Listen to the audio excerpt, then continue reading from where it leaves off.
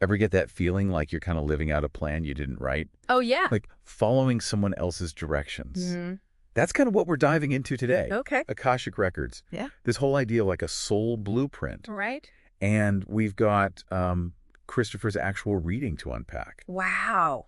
So this is for you if you've ever been curious about these readings, but like not quite ready to jump in yourself. Right. Yeah. So what's really interesting here is how Christopher's reading just tackles this straight on. Mm-hmm. He asks, how am I fulfilling the plan my soul set before this life? Yeah. Which is something I think we all kind of ponder at some point, right? Totally. Like, am I on track? Yeah. Did I take a wrong turn? Exactly. What does the reading say?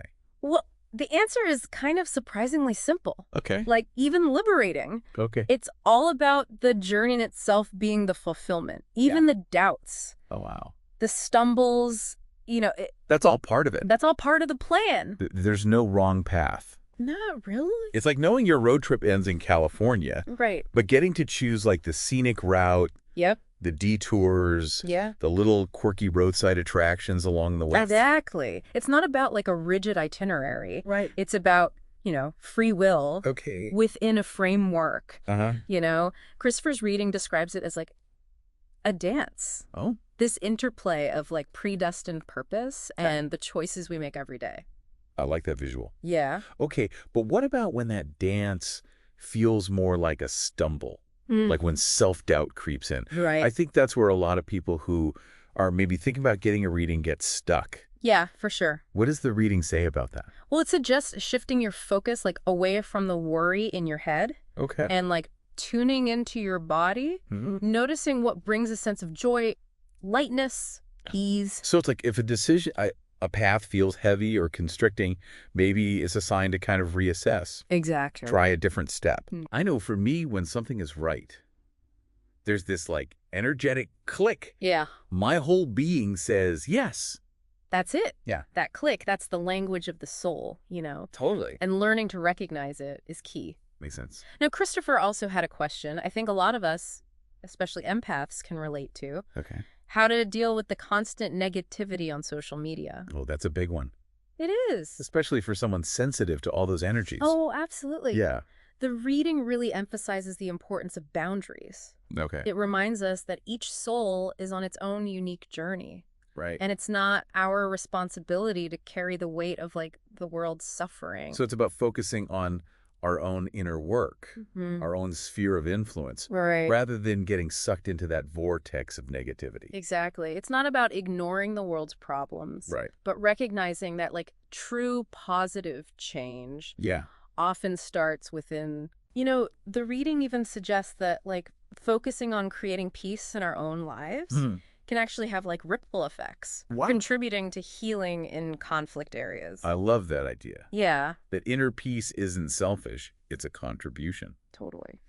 All right, so next up, Christopher asks about different spiritual experiences. All right. Like astral projection, mediumship, past life regression. Right. How does it all fit together? Yeah, I've always wondered that. Yeah. Well, the reading clarifies this beautifully. Okay. It explains that while these experiences might seem very different, Huh. they all offer unique ways of accessing information Okay. and expanding our understanding of reality. Interesting. So astral projection is about exploring realms beyond our physical reality, while things like mediumship or past life regression tap into information from embodied experiences. Oh.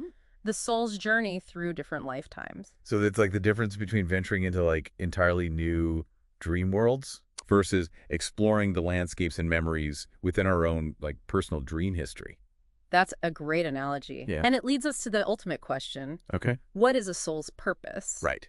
Some believe it's about evolving closer to God. Mm-hmm. Others say it's simply about experiencing life. Yeah, Christopher's reading actually dives into these different viewpoints.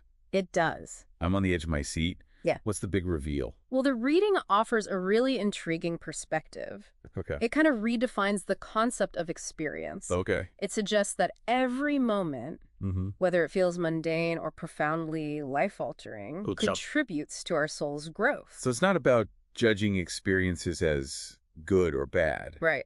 but seeing them all as threads woven into this tapestry of our soul's journey. Exactly. That's pretty profound. It is. So if we connect this to the bigger picture, what does Christopher's reading tell us about Akashic Records themselves?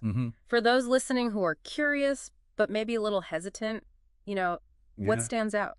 Well, I think it's interesting because the reading doesn't feel like a fortune cookie prediction. Right. Or like a judgment on, what Christopher's doing right or wrong. It's more like a compassionate guide. Okay. Offering like insights and reminders rather than like dictating a path. That's a great observation. And one of the things that often draws people to Akashic Records is this desire for like confirmation or a clear roadmap. Right. But what Christopher's reading highlights is it's more about self-discovery and empowerment. Which makes sense if we think about it like this. Yeah. Our souls chose this life experience for a reason. Right. So the records aren't there to tell us what to do, but to help us remember what we already know deep down. It's precise.